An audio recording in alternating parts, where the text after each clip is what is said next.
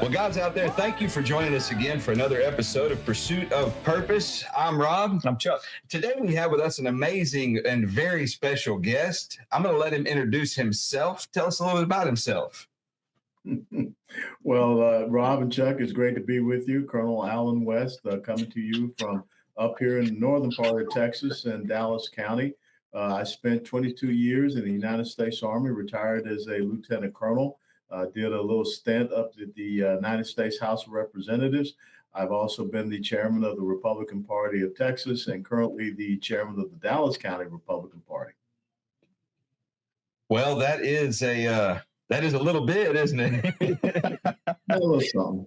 You said all that stuff really fast, but that was an enormous amount of things that you've done in your life. And yeah, I've just been blessed. It's, if you want to talk about a guy that's lived the American dream, a fellow that was born in 1961 in a blacks only hospital and has gotten to, rise up to whatever levels of achievement that I sought after. That's what this country has done for me. Well, and you've shown a lot of gratitude and you've paid back a lot of what, as you say, this country's done for you by being a man of complete devotion and service. And we appreciate you. So if you don't mind, in the tradition of our show and for our audience, tell us a little bit about your childhood. Since you mentioned that you were born in that specific hospital, you kind of took us back there. Tell us about your childhood. Well, I had a great upbringing. My father was a World War II Army veteran. My mother did about 25, 26 years with the 6th Marine Corps District Headquarters as a civilian. We had a beautiful little home, lower middle income family home there in Atlanta, Georgia, in the old 4th Ward neighborhood, which was the same neighborhood that produced Dr. Martin Luther King Jr.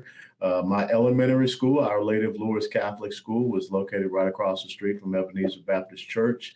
I went through school there. I graduated from Henry Grady High School.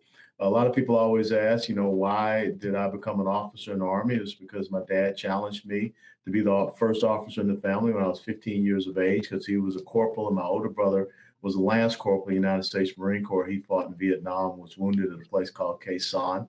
So I completed high school junior ROTC and went on to the University of Tennessee. And I was just up there on Rocky Top this past weekend for their Salute to Service weekend. Got to see a bunch of my old friends that went through ROTC with me and got a chance to address the cadets there. And I just believe that one of the important things is that, coming from humble beginnings, but America is about, just taking ordinary, everyday men and women and allowing us to live an extraordinary life. And that's what mine has been. Well, how many siblings did you have in your childhood home?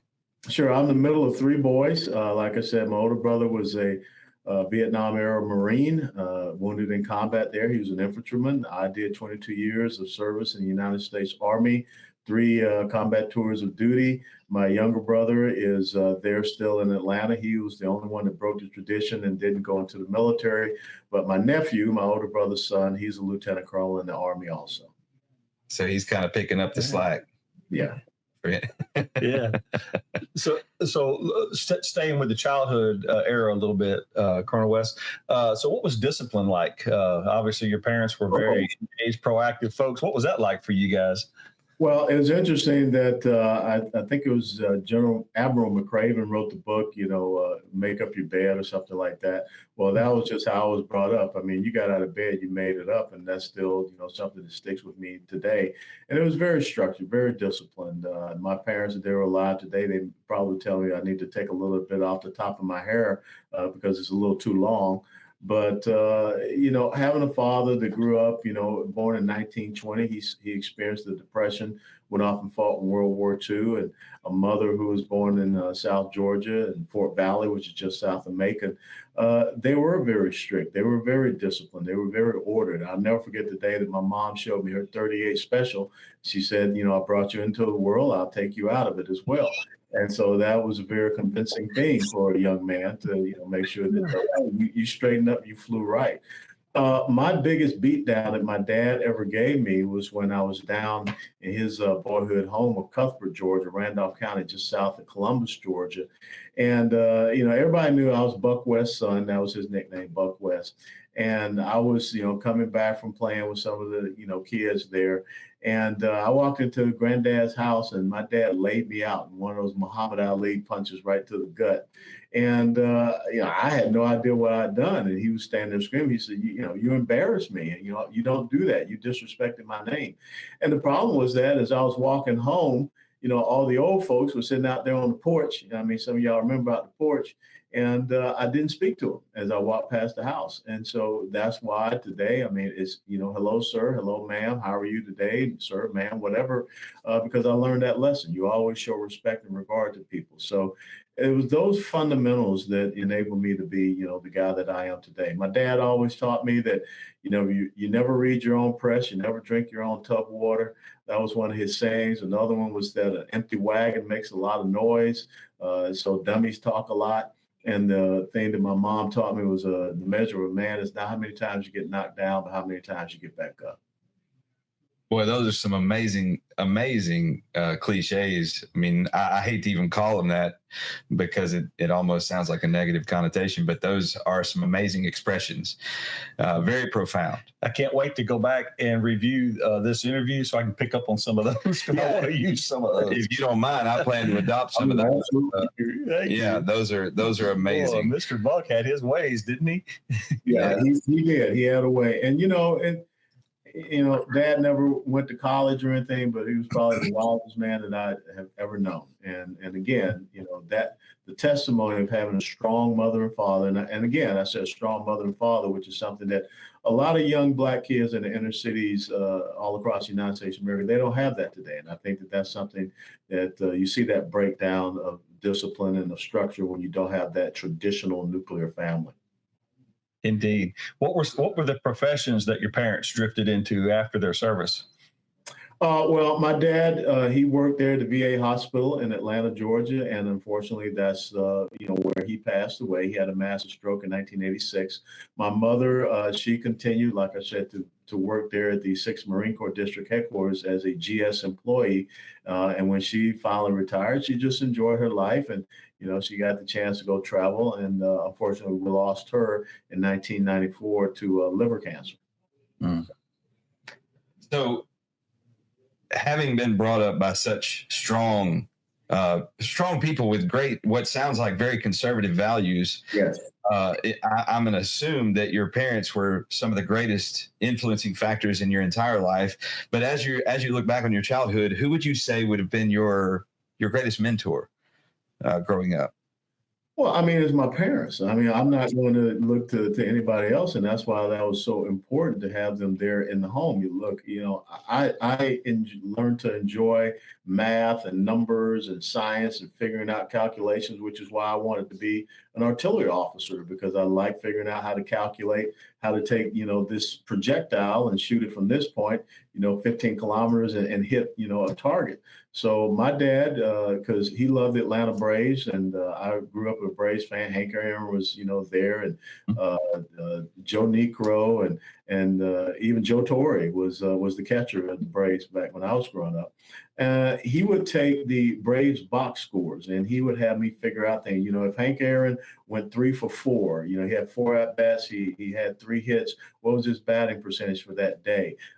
Joe Niekro, if he threw X amount of pitches and these were strikes, how many percentage of strikes did he throw? How many knuckleballs did he throw based upon the total amount? And then the next thing, my dad was showing me this, the business part of the Atlanta Journal-Constitution. It helped me to understand investments and things of this nature. So it's that type of teaching, coaching, and mentoring that I have from my dad that was incredible all the way. And so when I took off to go active duty as a young second lieutenant, here was, Dad sitting me down on his house, the steps of his house, just the same as he had done when I was 15, and he challenged me to be the first officer. 651 Kennesaw Avenue, Atlanta, Georgia, 30308-404-874-2836. You never forget. He told me, he said, Lieutenant, the most important thing is to take care of your men. If you take care of your men, they'll take care of you, and you will be successful in every duty that you're attached to do. And so those parting words came from a guy that, when he raised his right hand to go and fight for this country, World War II. This country didn't see him as equal to others, but he never complained about that. He never talked about that. He told me there was no greater honor than to wear the uniform of the United States of America. So, I didn't have to look to an athlete or anybody else to say that here are the people that are my role models. Here are the people that I want to grow up and be. Strong, silent, very wise, and very forthright in what they believed in. And again, they raised me with those conservative values of faith and family, quality education. My dad never gave me an allowance. He gave me a water hose, a bucket, a brush and some rags, and he gave me a lawnmower and a gas can. And I figured out between washing cars and cutting grass and things of this nature. So that's what I think, again, is what's missing, those strong role models in the home. So you don't have to go to the culture to look for someone to, quote unquote, be your role model. Boy, isn't that the truth? And some of the saddest things that we see in our society today are these generations being raised with no accountability, no sense of purpose, no sense of drive, no ambition. And then they're instilled with this belief of entitlement. So where your dad and both of your parents taught you the value of being rewarded for your output, we are teaching our people that somebody owes them something. And it's quite a tragedy, but that is beautiful. The way you recollect about your upbringing. I love the way that you describe the way your dad taught you math through statistics from baseball. You made it fun. Like I admire that greatly. Well, and you hit on a great point, Rob, in that, this whole culture of the participation trophy, where we tried to give kids something for doing nothing to make them feel good and to boost their self-esteem. My mom, always taught me that self-esteem comes by doing esteemable things. And when I decided I want to, be a kid to play football, my dad said, I'm not coming to a football game and watch you sit on a bench. I said, I want to see you start. I want to see you get out there, and I want, to see you play and perform and to do well. And so, again, it was that type of encouragement whereby I was not looking for my dad to take me, to get some ice cream, to say, you did well sitting on that bench. And I'll never forget this great story. My mom was a big sports fanatic, and she loved football. I mean, we'd sit down on Saturday and watch all the SEC college football games as a family. But, back in the day, we didn't have targeting rules. I think you guys remember that. And you didn't play defense unless you were able to slobber knocker, somebody. And y'all know what slobber knocker is. Mouthpiece goes flying out of one side. So I was a safety, and I was a pretty vicious hitter. And, you acted like a ram. You put your head down, you went after a guy. So a guy broke through, and I came up there and went head to head with him, and knocked myself out. And there was no ambulance or all that type of stuff. And they brought. Do you remember those smelling sauce? They crack open the thing. Yes. So I had the smelling sauce, and I came to on the sidelines, and mom would come down from the stage. She wasn't screaming and crying, all that type of stuff. My baby, my baby. So she comes down and she asked me, she said, "Baby, you okay?" I said, "Yeah, Mom, I'll be all right." She said, "You think you're going back in?" I mean, I'll never forget this. She said, and I said, "Yeah, I think Coach going to put me back in. I'm a little, cloudy in the head." She said, "Well, look, when you get back in, your tackling technique was horrible. You didn't wrap him up. You can't just hit a guy. You got to wrap him up. You got to drive." I mean, that's the moms we used to have. That is awesome. Yeah. She was like, "Bless your heart, son. You would have got knocked out if you'd have done it right." You didn't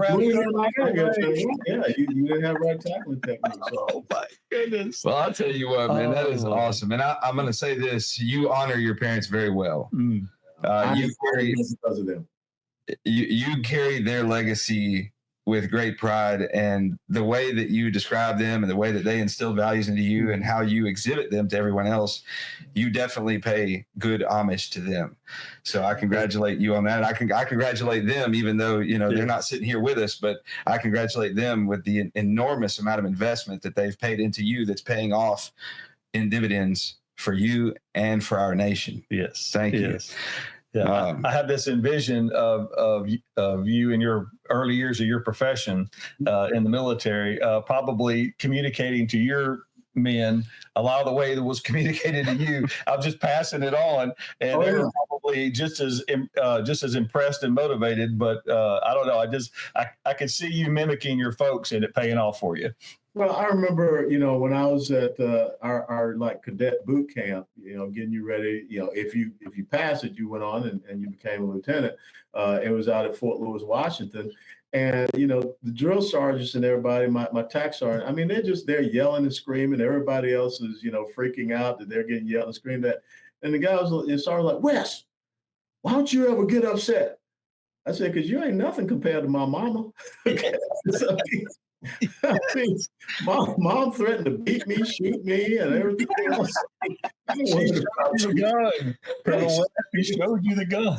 Yeah, I'm not worried about you. I mean, you yell and scream. I'm just going to do what you tell me to do. So, yeah. That is amazing. There's nothing you guys are going to do to me I haven't already seen.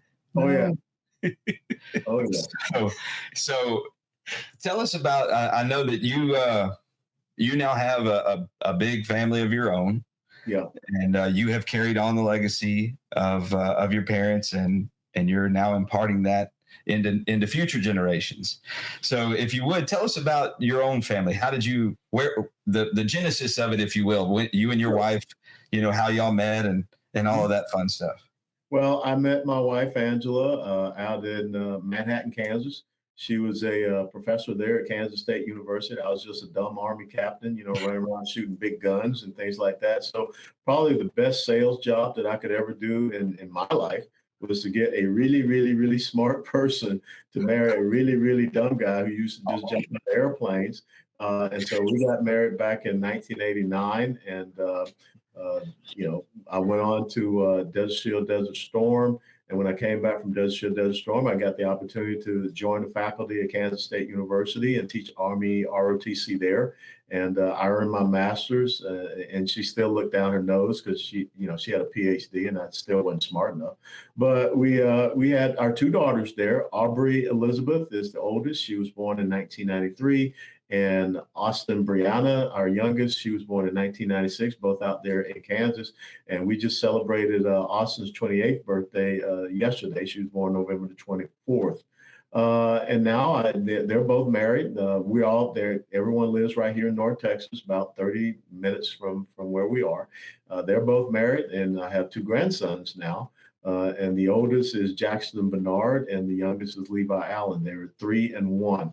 So just a fantastic life, and it's just great, to be able to have your weekend family dinners and go to church together and things of this nature. So again, trying to build those lessons of duty, honor, integrity, responsibility, quality education. I mean, both of them have their master's degrees. Our oldest daughter is a physician assistant. She's in neonatology, and the youngest daughter is a third grade science and math teacher. I mean, she came to find a heart for little kids and in the education role as well. Well, that is beautiful. It is. Wow. You got a lot to be proud of. Yeah. A lot to be grateful for. Absolutely. But definitely a lot to be proud of. Mm-hmm. So how did the disciplinary tactics of your parents, your mom with her 38 and your dad, knocking you out, how did that translate into your rearing of your own kids? Did you ever find yourself standing over them like Ali, in the ring? Like, well, if I had ever done that with two daughters, I wouldn't be on this interview with you all. Right, yeah, you're right about that. Yeah, so it's very different. With girls, it's more psychological. Absolutely. So what I found with girls is the easiest thing to do with them is to just look at them with a straight dad face and say, I'm just so disappointed in you. Oh, yeah. You break them right down when you do that. So you just walk away and it just guts them.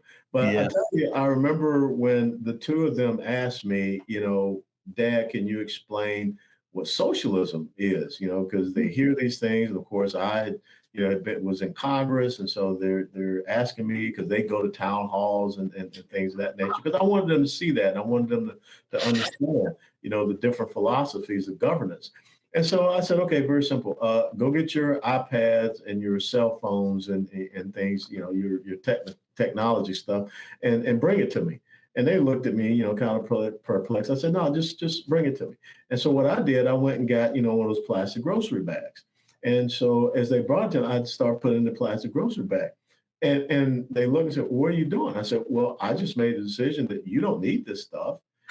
You can, use my cell phone, or, I can give you some time on our home computer. But, I'm going to take this and redistribute it to people that I believe need it more.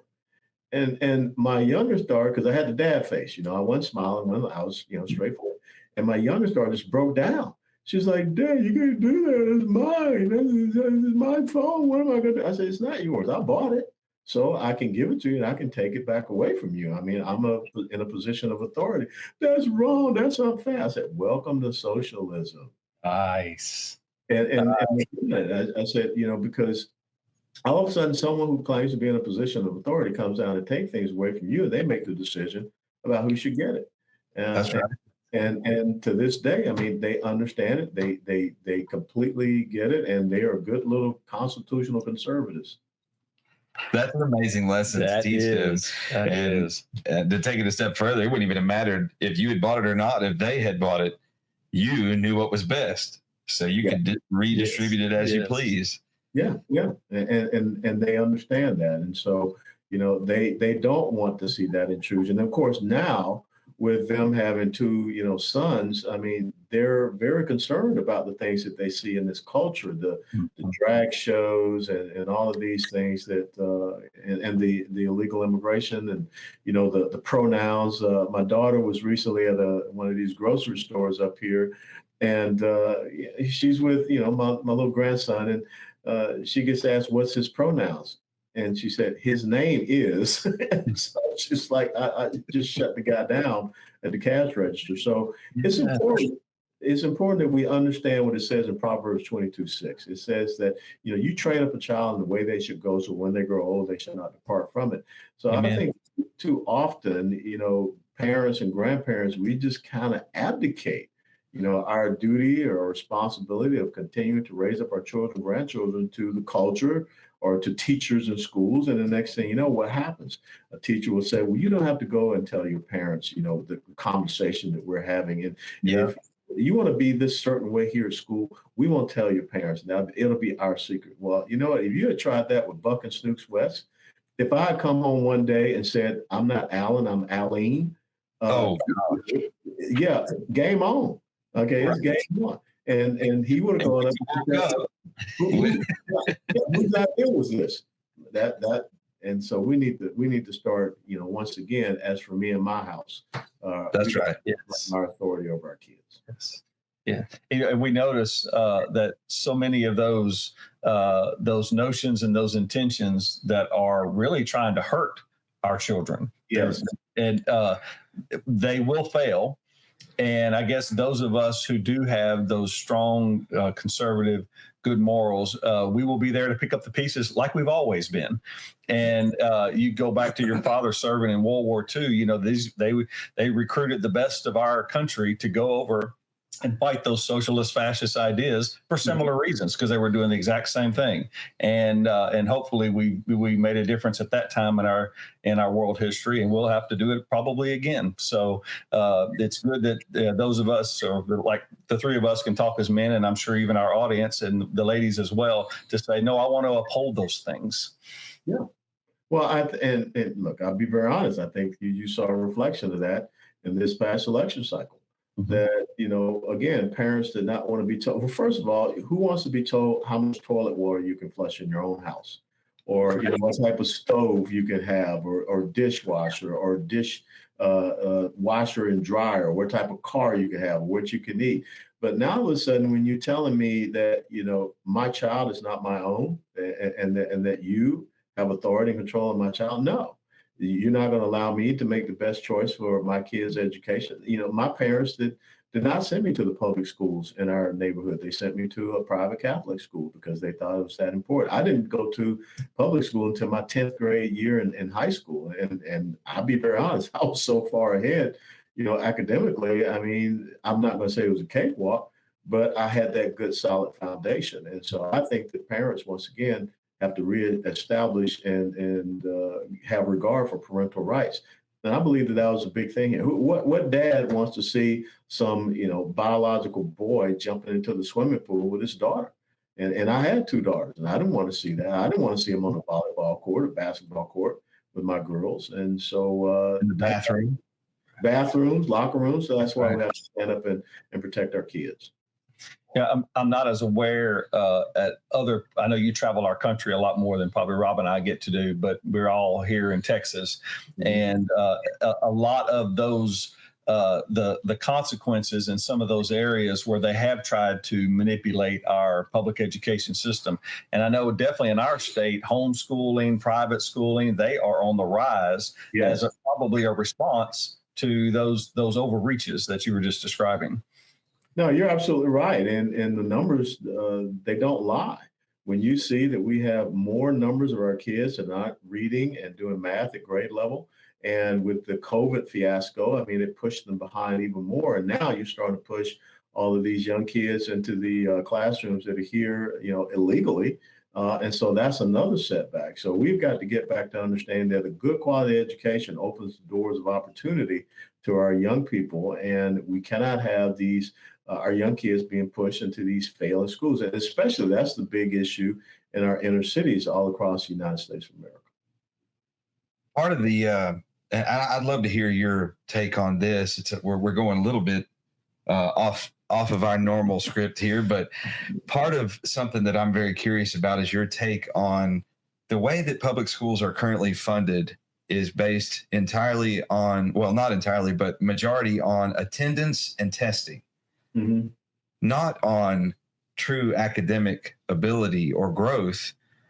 We're not truly imparting wisdom or teaching lessons to our children.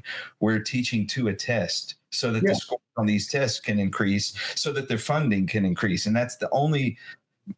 My wife is a school teacher, as you have family members. Your daughter's a teacher and whatnot. But this is a part of that tragedy. We're not teaching our kids, kids graduate and don't even know what to do with money. Yeah. And you're right, because I remember back when we were in high school, we're probably all the same age. I'm 63. You had, check writing classes. You had classes about, life lessons. Yeah. You had junior achievement, where you could go down and you had a street and everyone got to play act, I'm the banker, I'm a business owner, I'm what have you. And you got to learn those roles and responsibilities. You had things like woodshop, automobile mechanic. Home economics meant that you understood how to run a household. It wasn't just about cooking. And so now we're crippling our kids because education is not relevant anymore. It doesn't prepare young men and women to go out. Not everyone has to go to college, but everyone should be able to, have the ability to have a skill so they can be a participatory student. And one of the things, when I first retired from the Army back in 2004, there was a program called Troops to Teachers, where it took, retirees and brought them into high schools. And so I was down in South Florida. Deerfield Beach High School hired me on to teach international baccalaureate and honors government. And what I saw was exactly what you're saying. Those weren't part of the Florida Comprehensive Aptitude Test. It was just about the math and the reading. So guess what? I lost my students. I mean, in the build up to them taking the FCAT test. So there were days where I would just come and sit in the classroom by myself all day, because the students were in what they call FCAT immersion, which was basically teaching them how to take a test. It wasn't teaching them and preparing them to understand math or understand writing or understand communication skills. And so I will tell you, I spent 1 year as a high school teacher, and it was such an abysmal experience that I volunteered to go back to Afghanistan and advise the Afghan army for 2.5 years. Because I figured if I'm going to be in this, failing combat zone, I may as well be in the real combat zone. And so that's an amazing metaphor that you would choose to go. I'd rather go to the Middle East than work in our public education system. I mean, that's. No, I would. I mean, like I said, I really want to teach and coach and mentor people how to fight, and sit up here and, beat my head against the wall. So, right. Again, what I taught you all about how my dad took box scores from a baseball game and made it relevant to me to understand math and statistics. We've got to start doing that. I mean, instead of, telling kids, here's a Pythagorean theorem. Okay, what does that mean? What do I do with it? How do we have apprenticeships so that when kids are making good grades, they can go out and they can do something that's aligned with that? Geometry. What's a great thing for geometry? Understanding survey. And so you take a kids from geometry class and you let them go out during the summer instead of going out and getting in trouble. You assign them to go out with a surveying company. And so they actually apply the things that they're learning in school out there in life lessons. So I think that's one of the important things we have to do. But then, of course, when you look at a lot of these quote unquote minimum wage jobs, now all of a sudden you got old heads out there competing for minimum wage jobs who are paying people $20, $25, to cook French fries at McDonald's, when that was something that we wanted young people and teenagers to do, some of these entry level jobs, to get them responsibility, to teach them accountability. I had to learn how to budget. My first job was a Sears and Roebuck. And so I get my little paycheck and I got to figure out, how do I make that thing go? How do I take, spend enough to take my girlfriend out for a little something to eat and put gas in the car and all these things, still have some money left for the next pay period. So we're doing a horrible job of having a system of education that's relevant. But what we do have, we have a system of indoctrination now. Which what you were saying, Chuck, is why you see homeschooling and all of these other things just, taking off, because people don't want that to be part of their kids' life. Right. I'm very fortunate. There are educators in my family, and some at the college level, some at the high school, but the ones at the high school both teach and coach. Mm-hmm. And they think a lot like our conversation today. And they take advantage of every opportunity they can, especially on the court. They go, it's not about basketball. It's about becoming men or women. One coaches girls sports and becoming adults. And it's pretty interesting to see this this kind of alumni effect. These kids come around. Even though they live off, they'll come to the home games. And a lot of it is just to reconnect with the influential person, which in that case happens to be some of my relatives, and they're so proud of that. It's because it's not about the score on the scoreboard. I mean, that's an advantage, I suppose, but it's really about seeing these young people become. And so that's inspirational to hear that there's still more folks out there thinking, with that current. Well, it's important. And that's why, like I said, I was just back up there at the University of Tennessee, and, I graduated in 1983, but I'm standing there speaking as a, senior retired officer to young kids that want to be cadets and, getting them to understand, I sat in those chairs, 40 some odd years ago as a cadet. And I also, taught cadets as an ROTC instructor in Kansas State. So you're imparting lessons and wisdom and things of that nature. And it's so important with coaches, you're going to win some games, you're going to lose some games. Well, guess how that translates to being out there in the military? You're going to be in combat. And there are going to be days when you go out and you just smoke the enemy. I mean, you just kick his butt. But guess what? You got to go back out there again the next day. And so it is not about, hey, we won this one. Guess what? You got to continue to play this game. You got to continue to be out there on that court, on that field, on this battlefield. And so I think it's important that we, impart that resilience, that resolute nature to our kids, because right now, the level of suicides that we're seeing with our young people is just unconscionable. Yeah. That all of a sudden, the fact that their cell phone, they can't get a signal and they just freak out. Or now all of a sudden where you hear about, the election didn't go our way, we're going to cancel classes and we're going to give you coloring books and we're going to give you a warm blanket and we're going to bring in, a little puppy dog so you can, that's not life. When you're in a business or in your workplace and you have a bad day, your boss is not going to come around and say, well, here's a coloring book, or you can just stay home tomorrow. No, you better figure it out. You better ruck up and press on, because, we got to continue to work here. So again, it's about those intangible lessons that we have to teach to our young people. We are definitely failing our youth by not imparting the spirit of mental fortitude in almost any way in our society. We're coddling to the point of failure. And that is a great tragedy. And I see you as a great voice for the people in that regard. I've heard a lot of the things you say, a lot of the beliefs that you espouse and speak out about. And I believe that we have a lot to agree on. And I'm very grateful to have you out there representing us as the people. So with that being said, what are you doing now? I'm the executive director for the American Constitutional Rights Union, and I enjoy that because, back on 31 July 1982, I took an oath to support and defend the Constitution against all enemies, foreign and domestic, to bear true faith and allegiance to the same, that I took that obligation freely without mental reservation or purpose of evasion, and that I would well and faithfully discharge the duties of the office upon which I'm about to enter, so help me God. So it's great to, still be a guardian of this republic, this constitutional republic, and still be out there talking about the importance of our rule of law and making sure that people understand it and we get people to abide by it. And I get the opportunity to travel to a lot of college and university campuses and talk about a lot of the current issues. I was just recently at Duke and Wake Forest universities. I'll be heading out to the University of Pittsburgh and Fresno State University again, talking about a lot of the current issues, constitutional issues, things of this nature. And to be here in Dallas County as the head of the Republican Party, and having been the head of the Texas state GOP, just incredible honors. And so I continue to try to do everything I can to give back to this country and give back to people and make sure that one of my first book is entitled Guardian of the Republic. That's what my dad taught me to be. Well, it's one of my favorite books. I've really enjoyed it. In fact, later on, not much later, but in just a few minutes, as we get close to the end, a question I'm going to ask you is going to relate to one of your stories in that book. So if you had to pick a favorite thing about a day in the life of Allen West, what would you say would be something that you really prefer about your life right now?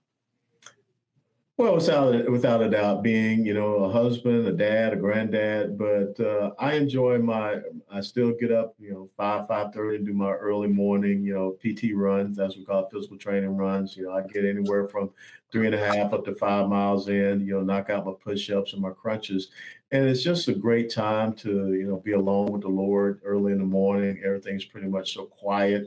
And it's just, it's that physical fitness, but it's also the spiritual fitness. It's also the mental fitness that all comes together when you're out there. And that's just my good quiet time. And I know Jesus is running there with me. Sometimes he takes me up some really big hills and makes me hard. No, but it's just a good time. So I love starting my day off that way.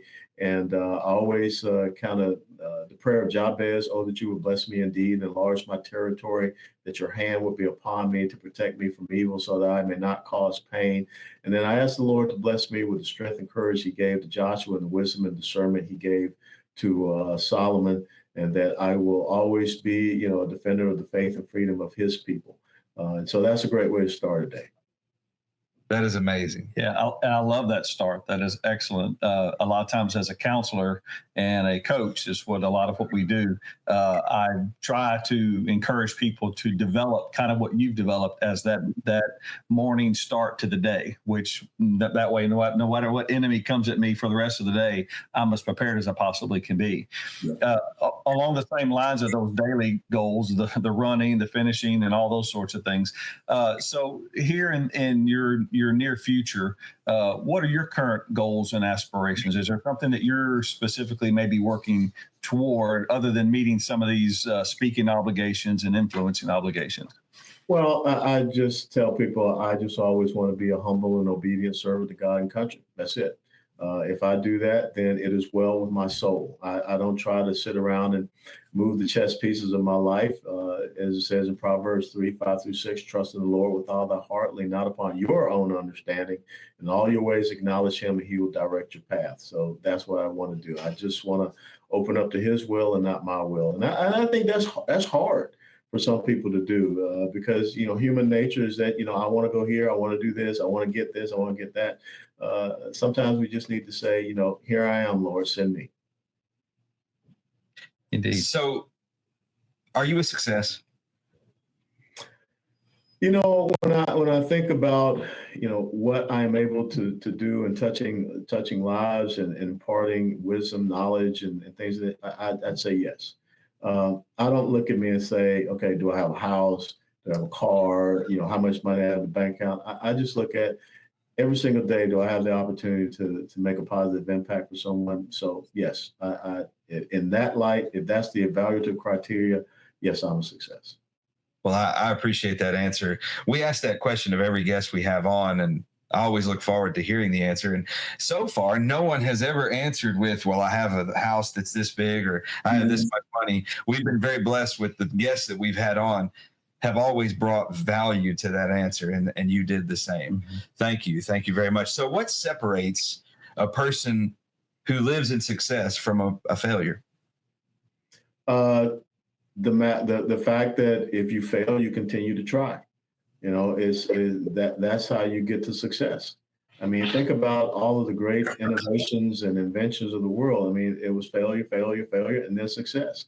I mean, think about how many times did Abraham Lincoln run for political office, and the next thing you know, he gets the big one. He becomes, the president at a very critical and crucial time. You look at someone like Harry Truman. Harry Truman was pretty much so a failure in every business exploit.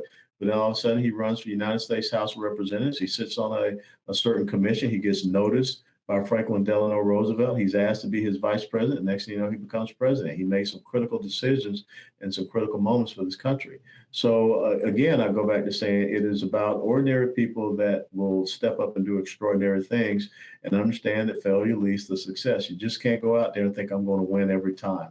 So I think successful people are people that have failed first. Well, on my way in this morning to our office, I listen to books every morning. I have a morning routine. Someone like yours, it's a little bit different. I'm not quite as physically active as you are. I need to do better. But I was listening to John Maxwell this morning, and one of the quotes that I took away from what I was hearing was that there is no success without failure. And no, it's not. I mean, that. Yeah. And you think about the greatest success in the world, people saw it as a failure. And that's when Jesus Christ was nailed to the cross. But if you remember, he said, if I be lifted up, I'll draw all men unto me. And look what has continued on from that moment that people thought was a failure. People thought that it was done. I mean, he was, dead and buried. But, on the third day, he rose from the grave and he ascended into heaven, and he continues to draw people unto him. So that's what true success is all about. Isn't that absolutely beautiful? That we can fail as many times as is necessary for us to find the one time that we failed, kept going, and reached that point of success. That is beautiful. One of my favorite things about being a Christian and studying Christ is he was this ideal example of a person who drew out of the people that he recruited in. And he got them close, and he built they called him friends. Scripture said that was his friend. And of course, he also saw them as family as well. But then he starts drawing out of them things they didn't even know existed. Yep. But it was through a series of failures, because he would question them pretty hard, but he would also comfort them as well. And I just find that a goal of mine, to try to be that kind of influential person. And it sounds like you do as well. Well, absolutely. And, you just brought up when you talked about how players will come back and visit their coach. I've seen so often, young men and young women that have gone through the military, they never forget their drill sergeants. They never forget their first platoon sergeant or that impactful person that made a difference in their lives. And I can tell you, I can sit here now at 63 years of age, and I can tell you the 4 high school junior ROTC instructors I had: Lieutenant Colonel Pagonis, Major Heredia, Master Sergeant Buchanan, Sergeant First Class McMichael. All 4 of them, Korea, Vietnam War veterans. Master Sergeant Buchanan was a POW in Vietnam. And again, they saw something in me that my father wanted me to be, and they helped me to get on the right path to become an officer in the United States Army. That's amazing. That is truly amazing. So you seem to me, and I want you to correct me if I'm wrong, but I don't think you're going to correct me on this one. You seem to me like a lifelong learner, someone who constantly causes and creates an eternal curiosity within himself. Would you agree with that? Yep, I absolutely do. I mean, that is one of the things. I'm an inquisitive person, and I like the fact that now I can have my own encyclopedia right here in this little thing right here, so I don't have to go sit in the living room, and so I can find out whatever information I want to know on the spot. So yeah, I mean, it makes it easy, and everyone should be a lifelong learner. I mean, you can never attain and achieve enough knowledge, and as it says in the Bible, my people suffer for lack of knowledge. So Yes. it's so important that we stay educated, informed, and there you can be activated once you have those two. So you also seem to me like someone who would be constantly on the rise, challenging yourself to become more, to do more, to create more. So with that being said, would you agree with that? Yep, yep. I don't settle. I don't believe in moss growing on this rock.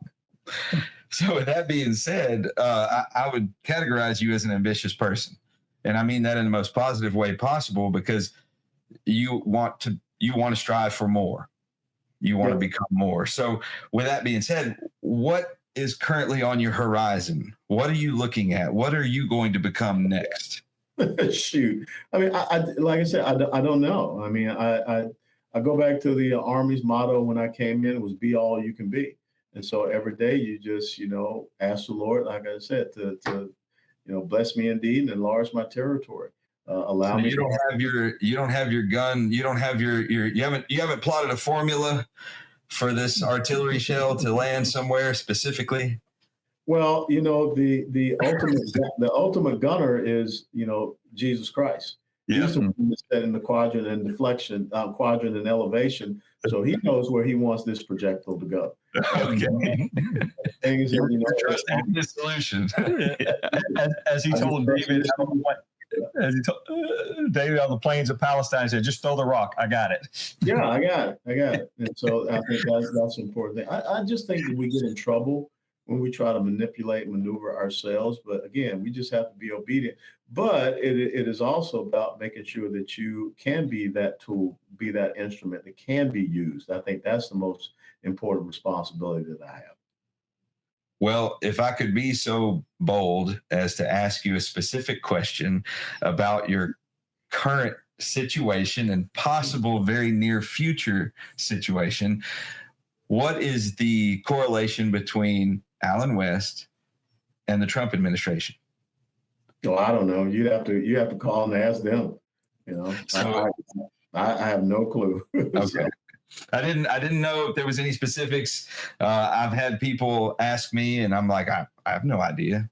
So I did give my word that I would ask you that while we had you on here. Currently, what is your mission? I mean, you've kind of already alluded to that, but and how does it apply to what are you creating as a legacy for yourself? I think the most important thing is if I can restore God and country, to restore this constitutional republic. That's it. And if I can make sure that my two daughters and my two grandsons, and hopefully more grandkids, they have a better way of life than what I had and what I enjoyed myself, because that's exactly what my mother and father did for me. So I think that when Ronald Reagan talks about freedom and all these things being passed on through the bloodstream, that's my mission. And it's not just for my family, it's for everyone, here in this great nation. That's wonderful. So Yes. You mentioned the constitutional republic. Mhm.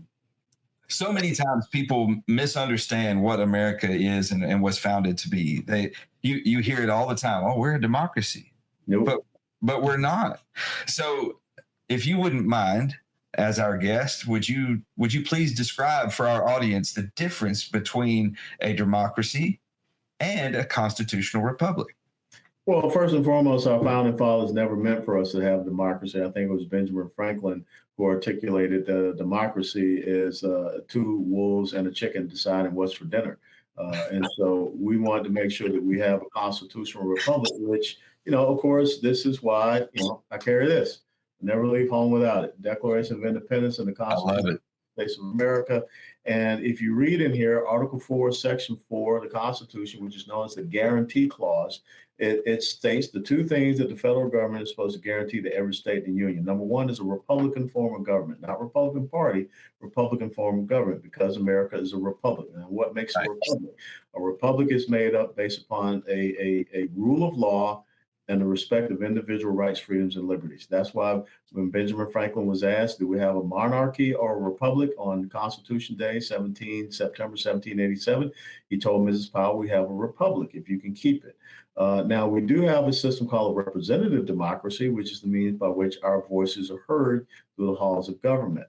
But we are not a pure democracy. We're a constitutional republic that has a representative democracy as the means by which our republic is supposed to be sustained. Well, thank you. Yep. Thank you. That was very succinct definition. Yes. And oftentimes I have these discussions in the wild, like out in the public, and people want to argue about what we are. And often it's just not worth arguing. I'll give them the facts. I'll give them the truth. But, they drink the Kool-Aid. So you're not going to convince some people. Bless their hearts. That's what we say here in the yeah. So we see you as a leader, as a leader, throughout your life, throughout your journey. But if you would, to you, what does it mean to be a leader? Sure. The Army has taught me, and something that I continue to live by. And the other thing that's in my pocket is my 3x5 cards. The Army taught me that you write everything down. And so one of my 3x5 cards are there's my top 10 Bible verses, but it's the 5 aspects of leadership. And the 5 aspects of leadership are courage, competence, commitment, conviction, and character. That's what the Army taught me. That's what a leader embodies. You have to have courage to be a leader. You have to be competent to be a leader. You have to have commitment to a core set of principles and values. You have to have the commitment to stand by. The commitment, but the conviction to stand by those principles and values when everybody else is going in a different direction. As Thomas Jefferson once said, in matters of style, swim with the current. In matters of substance, stand like a rock. And the last thing, of course, is character. And I think that the Bible once again refers to character. And Romans chapter 5, 3-5, it says trials and tribulations produces perseverance, and perseverance produces proven character, and proven character produces hope, not hope in man, but hope in our Lord and Savior Jesus Christ. So character means doing what is right when no one is watching, and that's what I try to teach soldiers, subordinate leaders, my daughters, and that's what I try to live by. That's amazing. That is. Very well. Thank you for sharing that with us. I didn't know you had your own props and cue cards and everything. You got it all going on. And it's all right there in your jacket. Yep. That is amazing. A man that is always ready. I'm telling you, if nothing else, the military for sure taught you how to be prepared at a lot of seasons. Boy Scouts, be prepared. Yes, there it is. So I've got one question that I allowed. I asked our audience that if they had any questions they'd like us to ask you, that we would, selectively offer them to you. And this one's an interesting question, and it has specifically to do with the military. Mm-hmm. And with your vast experience and understanding and knowledge, this would be something that you could intelligently answer. So a retired naval chief submitted this question, okay? He was a diver in the Navy, and he did underwater welding and all that sort of thing. So he asked, what are your thoughts on desegregated command and real-time risk assessment as opposed to deliberate risk assessment decisions that may delay action as it relates to the frontline leaders of an organization? Now, I'm going to go a little further by saying that I asked I was like, please elaborate a little bit, explain to me what you mean. What he means is, how do you feel about allowing command decisions to be made closer to the front lines? Yeah, well, that's where it should be made. And, having been a commander in combat myself, I was in combat as a captain and in combat as a lieutenant colonel and battalion commander. That's how it should be. We can go back and look at that, the metaphor from Vietnam, where you had, a brigade commander, a full bird colonel. He was in a helicopter at 3,000 feet. Then above him, you had a division commander in a helicopter at, whatever, another 7,000 feet. And then you probably had someone in another helicopter above that. And so now they're trying to direct what's going on with that little platoon leader on the ground when he's the person that's on the ground. So you have to decentralize decision making. What you have to do is everyone has to understand their task and purpose. And that's the important part about being a leader, to get people to understand the task and purpose, per day, especially when you're in combat, what the mission is, what has to be accomplished, what has to be achieved, the what and the why. And then you have to trust the training that you have given to your young subordinate leaders to go out there and enact that. And you don't, if someone makes an honest mistake, you help them to grow from that, but you don't want to retard their growth because of that. And so I believe that one of the things that has happened in our military is that it's so risk averse that everyone's afraid to make a decision. And that kind of goes back to how the old Soviet army was that no one was making decisions at the lower level. And that was something that we ran into when we were trying to train this new generation of Afghanistan officer, because if they had previously served under the Soviet mandated Afghan army, they weren't used to making decisions at that lowest level, a company commander or platoon leader. It was always, I have to wait for what my battalion commander is going to tell me to do. Well, bullets are flying right now, dude. You need to make a decision or else you're going to be in trouble. And so I think and that's something that should happen also in the workplace, in the civilian world, is you teach, coach, mentor, train people to be able to go down and make the decisions because they understand your mindset. They understand what is important to you. They understand your critical, mission accomplishments. And like I said, your task and purpose. So I don't want to see the risk aversion. And you're supposed to go into any operation, whatever, and understand the risk. But a good commander always tries to make sure that he does the things that are necessary to mitigate the risk. You can't make risk go away. You can't make the bad man go away. The enemy has a vote. The bad guy has a vote no matter what you're doing. But you have to take that into account when you're developing your plan and empower your junior officers and empower your junior leaders to be able to go out there and act and make decisions. Well, I agree with you entirely. We espouse a similar philosophy. We say, fix the problem close to the problem. Yeah. Bring the decision to defeat the problem as close to the problem as possible.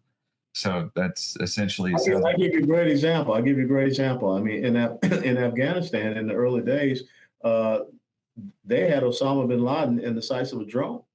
And the drone operator, wanted to go ahead and engage because they had confirmation that this is the car that Osama bin Laden is in. He's on the Jalalabad road heading out of Kabul. But the permission for that drone operator had to go all the way back to Tampa with the command of the U.S. Central Command. And so by the time it goes through all these wickets and everything, lawyers and everyone getting involved, and it comes back down, okay, you can engage. Guess what? He's crossed the border. He's in Pakistan, and you can't engage now. So there has to be that criteria that people understand and know that, yes, you can make this decision now. If you got the number one bad guy in your crosshairs, pull the trigger. That's right. No, well, thank you. Thank you. That was a very good answer. Very good. Yes, thank you. So slight little change of gears as we're kind of getting close to the end of our time together. But this question is kind of more or less you to somebody else. So if you were interviewing someone like yourself, maybe they have a good rich history, good history of service, maybe even find themselves in some level of leadership or command, what would be the most important question that you would want answered? So maybe you're influencing a future Colonel West, if you will, and you can kind of see them on a trajectory. What would be the most important question that you would want answered from them? What do you think it means to be a mentor? And, are people looking to you to mentor them? And I think that's it. I mean, if you're going to be a leader, it is not about what you achieve. It's about what you enable others to achieve. And I'll just tell, I don't know if you guys have ever seen the movie 12 Strong, which was about the horse soldiers, the first response that we had to 9/11 in Afghanistan. Well, the main character in that, the young man who led that Special Forces A team, he was one of my cadets at Kansas State University. Yeah. Wow. He was Mark Nooch. Of course, in the book and the movie, it was Mitch Nelson. They didn't use his actual name, but everything's declassified now. Mm-hmm. And so just recently, Mark and I this summer, we jumped together in the 80th anniversary remembrance of D-Day. And I had the honor of promoting him to Lieutenant Colonel. Wow. So that's what leadership is all about. So anyone that is out there seeking to be a leader, I would just ask them, what are you doing? And how do you define being a mentor? Wow. That's amazing. That is. And thank you for your answer. Yes. And here, this young man obviously is an example of that, and here he is from your training, and now he is leading in one of our historical unit, I mean, he led a Special Forces A team, on the ground in Afghanistan. I mean, it doesn't get any more courageous than that. No. Yes. That story was magnificent. And I've often wondered that, along with many other movies that are written after stories like that, how well did that follow the truth, that movie? Well, as with Hollywood, there was a little bit of embellishing. Of course. He did not have such a multicultural A team. You can understand that was some of the things Hollywood, and there were some, little bits and pieces here and there, but for the most part, everything, his relationship with the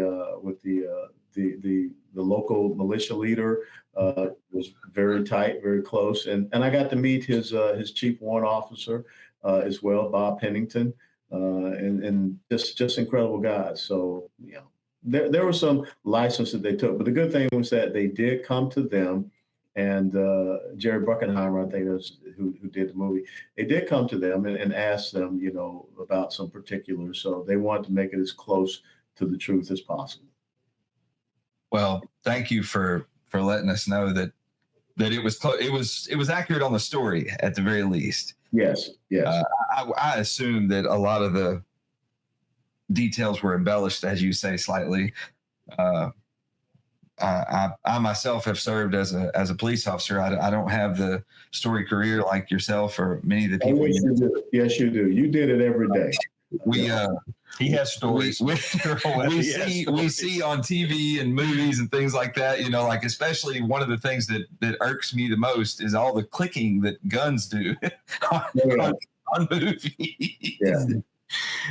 Sometimes you look at them and they click. But so anyway, keeping with a little bit of our format here, and thank you for generously allowing us to do that. We went a lot of different directions, but we were able to come back. But one of the questions we often like to ask of our guests is if you could go back maybe to some of those early teens or younger years and give yourself some advice, and maybe it's reiterating things that were already there, or maybe it's something maybe slight that you eventually came to. How would you advise yourself, which by de facto you're advising the young people in our audience who are listening as well? A lot of times folks ask that, but you never know. If you go back and you try to change and alter something, how does that have the downwind effect of where you are today? So it's not about changing or altering anything. If there's anything that I could go back and say, it would be, stay focused, stay resilient, and don't ever, be down. Continue to be positive. That would be it. And that's what I would impart to young Alan. But I would never try to change anything, because you just don't know how that would change the outcome of where you are today. And all lessons are good lessons. Bad and different, whatever, they're all good lessons, and you have to learn from them and you have to apply them. Yeah. Thank you. Well, thank you. I've got a 2-part question. It's going to pretty much wrap up our interview today, unless you've got anything. No, other than a big thank you. It has been a great joy having you with us. Thank you for taking the time out of your busy schedule to do this. And the question is, number one, what is the biggest, I hate to use this word, but we've already accepted it, but the biggest failure in your life that has uncovered your biggest strength or success? Well, I would tell you that, it's interesting, because my first marriage ended in a divorce, and my first wife has since passed away, and I wish that I could have been a better husband, but I was a young officer and all type of challenges with that. So I think that without a doubt, because, I've never been someone that gave up on something, and it felt like I gave up on it. But then again, you don't go back and change things in life, because I wouldn't have the wife that I have now, that I've been married to for 35 years, the two daughters that I have, the two grandsons that I have. So, I'm just thankful that I did not give up on wanting to be in a committed relationship and wanting to build a family. Well, that's a beautiful answer. And your wife now could possibly, have some gratitude to your first wife for helping to make you into the man that you are, so that she could, reap the rewards. Oh, there's no doubt. There's no doubt about it. Yeah. So the second part of that is, he asked you about what advice you give to yourself. Okay. So what advice would you give to someone who aspires to follow in your footsteps, not only in your military career, but into your career as a public servant? What advice would be something, profound that you could give to them, a pearl of wisdom, if you will? I would come back to my top 10 Bible verses. The first one is Joshua 1:9. Be strong and of good courage, for the Lord thy God shall never leave you nor forsake you. I already shared with you the Proverbs verse, trust in the Lord with all thy heart, lean not upon your own understanding, all your ways acknowledge him, and he will guide your path. Isaiah 54:17, no weapon formed against you shall prosper. Every tongue which rises against you in judgment you shall condemn. And probably only I'd share with you Romans 5:3-5, about trials and tribulations producing perseverance, and perseverance proven character, and proven character hope. And so the last one out of those 10 that I would share with them would be Philippians 4:13. I can do all things through Christ who gives me strength. Yes. Well, I'll tell you what, it has been a great privilege and honor to have you as a guest on our show. Thank you. Your mind is fascinating. Like, you have so much in there. You've got those cards and you've got prompts and things, but unless there's something that I don't see in your office, unless you got a teleprompter, you have an amazing memory. There's a lot of things stored in that brain of yours, and I am forever impressed and forever grateful that you shared it with us. Anything that you just thank you for being our guest, and thank you for being such an example of just that always forward thinking, pressing, personal, challenging, honoring the character of your beautiful parents, and then passing that legacy on. And I know you've done it personally in your home life, but we're a fan. We've been watching, and so when you agreed to be our guest today, we've been so excited, because, and of course, we knew we would not be disappointed. You brought exactly what we thought you would, and that is what's made you definitely one of our greats in our country. So thank you so much for everything that you've done for us in our country, Colonel West. Humble and honored, and happy Thanksgiving to you and all of your audience, and a Merry Christmas and a Happy New Year. Thank you. And the last thank you that I'm going to throw at you is a thank you for being a guardian of this great republic. Truly, you are. And for everybody out there, our audience, thank you for allowing us to become a part of the pursuit of your purpose. I'm Rob. I'm Chuck. And today we've had with us Colonel Alan West. Thank you very much. Y'all have a great day.